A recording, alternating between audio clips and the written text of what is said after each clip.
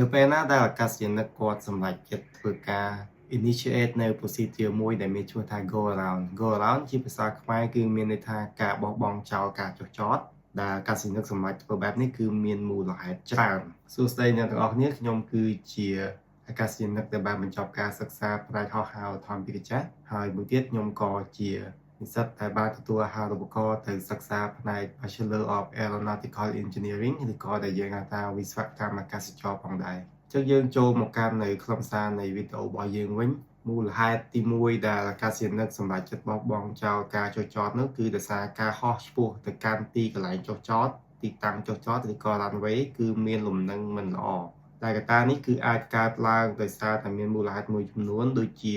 គាត់ព្យាយាមចុះមកគឺមានសភាពលឿនពេកគឺលបឿនដែលគាត់ធ្វើការចុះចតគឺមានសភាពលឿនខ្លាំងទី2គឺផ្ទុយទៅវិញគឺមានសភាពយឺតខ្លាំងហើយទី3មួយទៀតនោះគឺវាមាន rate of descent គឺគាត់ descent fast មានន័យថាគាត់ descent លឿនពេកដែលកត្តាមួយចំនួនទាំងអស់នេះគឺធ្វើឲ្យការចុះចតមិនមានដំណើរការបានល្អហើយបើសិនជាគាត់បង្ខំចុះចតគឺគាត់ប្រឈមមុខនឹងស្ថានភាពមួយដែលគេហៅថា hard landing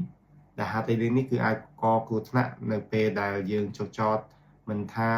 តែឧទ្ធម្ភាគចក្រឬក៏យន្តហោះស្លាបនោះទេកត្តាទី2គឺពាក់ព័ន្ធទៅនឹងវត្ថុឬក៏ឧបសគ្គផ្សេងៗដែលស្ថិតនៅលើផ្លូវចុះចតឬក៏ទីតាំងដែលគាត់ចុះចតតែធ្វើឲ្យគាត់ពុំអាចចុះចតបានដោយសុវត្ថិភាពអញ្ចឹងក្នុងនាមជាអាកាសយានិកពេលខ្លះគឺយើងពុំអាចតាក់ទង ATC បាន 100% នោះទេហើយពេលខ្លះក៏យើងត្រូវចុះចតនៅលើកន្លែងមួយចំនួនតែគេហៅថា uncontrolled airfield ដែលកន្លែងទាំងអស់ហ្នឹងគឺអាចមាននៅ unexpected ឬក៏វត្ថុមួយចំនួនដែលយើងមិននឹកស្មានដល់ឧទាហរណ៍ដូចជាមានសត្វព្រៃដែលគាត់រត់ចូលឬក៏មានការធ្វើដំណើរឆ្លងកាត់ទៅលើ runway ដែលបង្កឡើងដោយ miscommunication រវាង ATC ហើយនិង personnel ដែលធ្វើការនៅលើផ្ទៃដីអញ្ចឹងកត្តាទាំងអស់នេះបើសិនជាអាកាសយានិកគាត់មើលឃើញគាត់នឹងធ្វើការ initiate នៅ procedure go around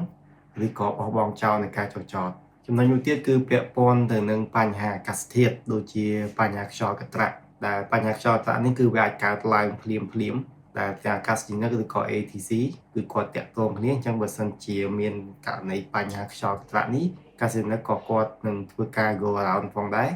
ចំពោះការ go around នេះគឺអាកាសយានិកពុំមានបញ្ហានោះឡើយគឺគាត់អាចធ្វើការបោះបង់ការចុះចតហើយព្យាយាមចុះចតម្ដងទៀតបានគ្រប់ពេលវេលាគ្រប់កលៈទេសៈដែលគាត់គិតថាការចុះចតដោយសុវត្ថិភាពគឺមិនអាចធ្វើទៅបានហើយចំពោះ procedure វិញបើយើងនិយាយអំពីឧទ្ធម្ភាគចក្រទី1យើងត្រូវ report ទៅ ATC report នៅ registration number របស់យើងហើយនៅ intention របស់យើងបន្ទាប់មកទៀតគឺយើង leave collective ដែល leave collective ទៅកាន់ take off power ហើយល្បឿនដែលយើងប្រើប្រាស់គឺវាអាស្រ័យទៅលើឧទ្ធម្ភាគចក្រនីមួយៗចំពោះឧទ្ធម្ភាគចក្រប្រភេទ Robinson គឺយើងប្រើប្រាស់ល្បឿនប្រហែលជា60 knot ពីព្រោះល្បឿននេះគឺធ្វើឲ្យឧទ្ធម្ភាគចក្រអាច generate lift គឺអាចធ្វើឲ្យ rotor disc បង្កើតនៅកម្លាំងលើកគ្រប់គ្រាន់ដើម្បីលើកឧទ្ធម្ភាគចក្រឡើងទៅលើដោយសុវត្ថិភាពក៏ប៉ុន្តែចំពោះឧទ្ធម្ភាគចក្រមួយចំនួនគឺមានល្បឿនខុសៗគ្នាឧទាហរណ៍ដូចជាប្រភេទឧទ្ធម្ភាគចក្រ Airbus H145 ហើយចំពោះឧទ្ធម្ភាគចក្រនៅក្នុងដៃខ្ញុំនេះគឺជាឧទ្ធម្ភាគចក្រប្រភេទ Z20 ឧទ្ធម្ភាគចក្រ Z20 ដែលផលិតឡើងដោយសាធារណរដ្ឋប្រជាមានិតចិន